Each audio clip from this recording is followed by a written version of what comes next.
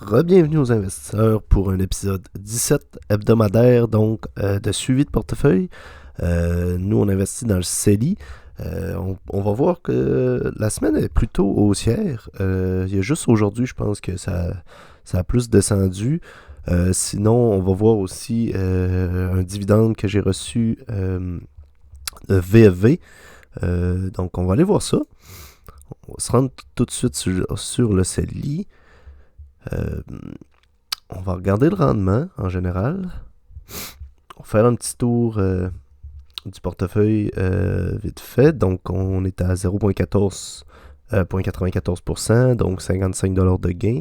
Si on regarde le rendement sur un jour, on est plutôt négatif. On va regarder, moins 25 aujourd'hui, mais sur le total, on est toujours à plus 56. Et cette semaine est plutôt en hausse avec 36. Donc, on a ici CAR qui est environ à moins 0,04, TD moins 10,91, VDY 0,17 de hausse, VFV 2,90% de hausse, VUN 5,14% de hausse. On a TD qui avait augmenté un petit peu cette semaine, qui a légèrement redescendu. Donc si on regarde sur une semaine, ouais, c'est ça, on avait augmenté ici, puis là on a une chute dans les 2 derniers jours peut-être, le dernier jour. Plutôt stable aujourd'hui. Donc, ça va. On n'a pas encore l'argent à investir. On va aller faire un petit tour dans les activités. Donc, cette semaine, on a reçu un dividende. On a reçu 2 dividendes. Le 31, je pense qu'on l'avait vu la semaine passée, donc une event 2 de VUN. Et on a reçu 10,85 de VFV. Donc, je pense que c'est le plus gros à date. On va aller voir ça après. Sinon, j'ai racheté 2,08 avec ce dividende-là, plus les cashbacks de ma carte. Et le 12 et 14 ici, c'est le dividende-là, plus les rendements de ma carte aussi. Donc, je vais augmenter un petit peu la position de VDY, parce que si on vient voir VDY, on a quand même... on est à 300. Donc, on avait V qui prend la plus grande partie, donc ça c'est ce qu'on veut, mais je veux quand même augmenter un petit peu ma position sur VDY, donc on va continuer à en rajouter sur notre 300 qu'on met par mois. Donc avant je mettais 150 VFV, 50 VDY, maintenant on met 100 puis 100, donc ça sépare un petit peu, puis ça va augmenter un petit peu plus rapidement notre position sur VDY. Puis là si on vient voir ici, donc dans dividende, donc on peut voir 10,85 VFV, et nos 2 derniers plus gros étaient de 10 et 20 de VFV, et on avait eu 9,36 de TD. TD, on devrait l'avoir fin avril, excusez-moi. Donc peut-être qu'on va dépasser les 10$ avec TD aussi. Mais ouais, on peut bien dire qu'on a eu notre plus gros dividende. Donc VFV 10 et 20 la dernière fois, le 9 janvier, et 10,85 le 3 avril. Donc ils sont plus gros un petit peu, VFV et TD, puisque c'est des dividendes qui sont payés aux 3 mois. Donc c'est normal que les dividendes soient plus gros. Donc pour ça fait le tour. Donc ouais, position en hausse. La semaine passée, on était en perte. Donc là, plutôt cool de voir en hausse cette semaine. Si on veut faire un petit tour sur le marché, donc là, on voit quelque chose d'intéressant ici. Puisqu'on a un point.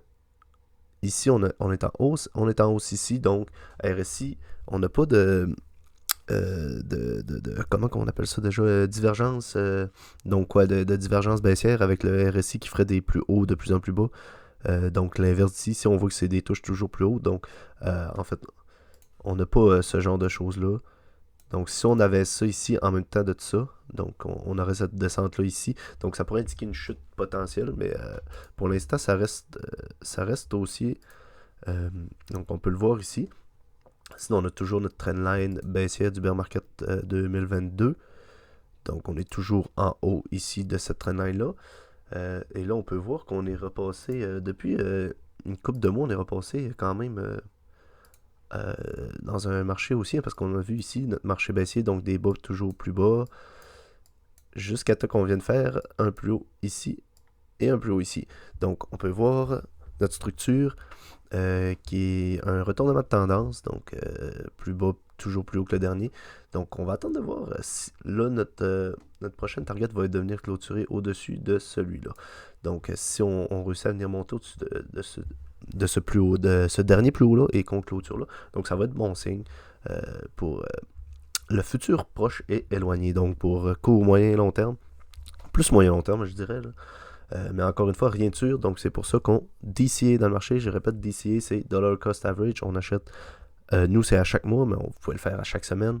Donc on achète tranquillement dans le marché pour venir lisser nos positions. Et comme ça, les pertes, on les sent moins. Et les gains, on les sent moins aussi. Mais c'est pas grave. Ça fait que sur le long terme, on est en positif. Donc on peut voir mon DCA depuis 13 novembre 2021. Donc, j'achète tranquillement, pas vite, on achète à chaque mois et on peut voir que le portefeuille grandit avec le temps. Donc, pour l'instant, on est en hausse et donc nous, on va se revoir pour suivi de ce portefeuille-là la semaine prochaine. Donc, on va être déjà à l'épisode 18 la semaine prochaine. Puis, n'oubliez pas que si vous voulez vous créer un compte Wealthsimple, vous avez le lien en description. Super plateforme, hein, vous le voyez dans les vidéos, super simple à faire, à acheter, c'est super pour les investisseurs et non pour les traders, vraiment pour les investisseurs c'est une plateforme géniale. Vous avez aussi des liens pour les plateformes de crypto pour ceux qui s'intéressent. Je fais des petites vidéos crypto aussi, donc vous pouvez aller voir ça si ça vous intéresse. N'hésitez pas à laisser un like, à vous abonner et un commentaire si vous avez des questions à poser. Nous, on se revoit la semaine prochaine. Bye!